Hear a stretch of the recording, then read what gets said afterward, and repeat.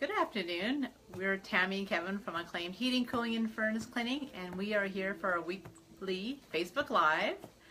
And we have our Dear Keven Letter, which is always great to try and tackle a conundrum that someone is facing, and a lot of people learn from things. Hey, Kevin? It is my favorite 10 minutes of the week. What do we have for a topic today? So it's signed by At My Wits End. So, all right. Which could be a zillion topics for that. Ready for it? Yeah, I'm ready. Okay. Dear Kevin, I'm at my wit's end. I find random small amounts of water in my furnace room and I can't figure it out. I don't have a humidifier and hot water tank is looking good. I thought that it might be from some pipes behind the wall with a slow leak. Once I ripped that apart, I discovered they were fine. Unfortunate. Oh wait. It is. I've had a couple of plumbers in and they can't figure it out either. My brother-in-law said that it might be the furnace, but I can't imagine why that could possibly be. Any ideas if this could be the source? Ironically, yes, it could be the source. And most people, yeah, really, like most people have no idea that their furnace has a lot of water that it has to deal with.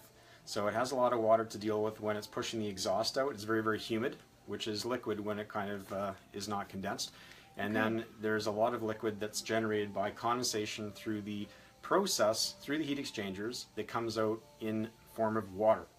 And so you actually have two places where water could come.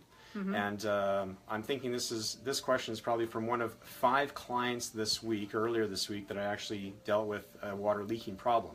Okay. And one of them was the exhaust pipe from a furnace, because there was a coupling that was secure and proper for years. Okay. And all of a sudden that coupling had something go with the glue, and the glue wasn't quite holding anymore, and all of a sudden there was a drip, drip, drip out of the joint for the furnace chimney. Okay. So that was one. There's another one where, actually 2 this week, where we had fresh air intakes, which is the pipe that goes from outside through an insulated pipe, and then it goes into the return air ductwork. So you can't even see it sometimes, it's all overhead. And when it's really, really cold like it was, with really, really high humidity, the higher the humidity, the more condensation that you're going to find collecting on things, right? Will temperature come into play in terms of is there a temperature that someone could discover this more than others? Yeah, when it's really, really cold out, and it's really, really humid outside, and that cold air is coming in, if there's cold metal, then any of that humidity is going to kind of condense and build up on the inside of that pipe, and then when it melts, you've got moisture coming out. Okay. And so one of those 2 intakes, one was disconnected, and another one wasn't insulated properly, so we had to do that. And then another one is the chimney coming down from the ceiling, so to your water tank and like your older style furnaces, that chimney too. Same thing, condensation coming. And sometimes it's the roof flashing. People think, oh, it's a roofing issue. A lot of times it's because you've got that condensation happening in there and little drips. And one really good thing that people can look for is just look for white buildup. So if you see any kind of white buildup or any rusty buildup anywhere on your furnace or on any of those parts, an indication that you do have some water sometimes leaking. Okay, so the white buildup is basically like if you have the evaporated water left behind the sediment. Is that kind of the white, from the white? Kind of. It's a little bit different, but kind of, yeah. Okay. I've often thought about if we were trying to figure out a water source, because we had water in our basement near, I wasn't sure if it was the freezer or the fridge. Right. So I put some paper towel down and came down in the morning to see if I could see where it's tracking from. I feel really bad for someone having to take their wall apart. Well, you know what? We've seen issues where the water drip in the basement has developed on completely the opposite end of the house on the 2nd story. And the reason for that is that all these plumbing pipes and all that kind of stuff, they all run back to where the mechanical room is, right? So where the water is connected and stuff like that, your pipe's running from that master bedroom ensuite, for example, other side of the house, upstairs. If you have a leak, that water basically follows that pipe for a long distance until there's a kind of like a drip in it or a dip in it where it kind of hits, and kind of that's where it starts to drip. So sometimes it's really, really, really difficult to isolate that and find that. Super frustrating for homeowners, super frustrating for anybody doing an inspection as well. Very difficult. Yeah, you know, when the weather changes as much and when you have humidity, it kind of plays havoc with a lot of things. We have those solar tubes in our house, and as it gets cold and warm with humidity, I hear the slow drip, drip, and it's like this torturous sound that you're trying to figure out where it's coming from, and Right. so I have a lot of amount of empathy for my wits end. Now, how hard would it be for someone to come in, one of our guys to come in and kind of figure out if the furnace is the source of this mysterious water source?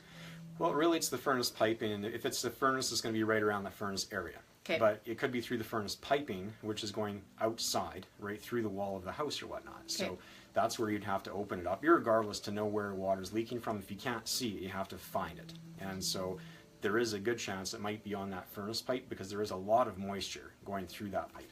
Okay. Yeah. So it wouldn't be a ton. It wouldn't be a ton of work. It should be easily enough detected. Is that right? Easy enough detected, but I mean, you have to do the demolition to get to that. So take a look at all of your stuff. That's what we do. Part of our preventive maintenance package. We're looking at all of that stuff when we're in there doing a yearly check to make sure that none of that stuff is happening because it starts. And most people kind of understand and get it, but we honestly live in one of the most challenging, certainly large cities on the planet in terms of the weather. There's not very many places where the humidity fluctuates wildly, and it will absolutely, through a 24-hour time period, change 30 degrees. Yeah, right? It's crazy. And so the condensation issue is all tied to that freeze-thaw cycle, which in our climate is really, really extreme. Okay. Well, that is an answer for at my wit's end. The brother-in-law is probably onto something, which is really cool. And hopefully brother-in-law fixes it. Yeah. That would be great. That'd be great. So that's all the things we have to talk about the letter for Dear Keven. We have a long weekend happening this weekend, which is Family Day. There's a lot of free activities that the City of Edmonton is putting on for the Family Day. I tried to pitch to our kids what I thought would be a really fun idea for Family Day. Going to the reuse center, imagine it's free, and they didn't really buy into that. Well, no. And here's the dog. Here's Annie. Say hi. Yes. But the one that they weren't interested in any of it. They weren't interested in going to the art gallery for free either. No, they were not. No. But we have the art gallery for free. We have the reuse center. You can do a tour that is about half an hour. I thought that was fantastic. That's interesting. They can get something like 10 kilograms of reuse items for $5. That seems like a bargain to me. Do we really need that in our house? No, we don't. No. We don't. Okay. Well, we'll let everybody go on to their weekend. Be very safe. Watch out for those slippery roads and sidewalks. And we will see you next week on Friday. All right. Happy Family Day weekend. Yeah. And Bye. bye from Annie.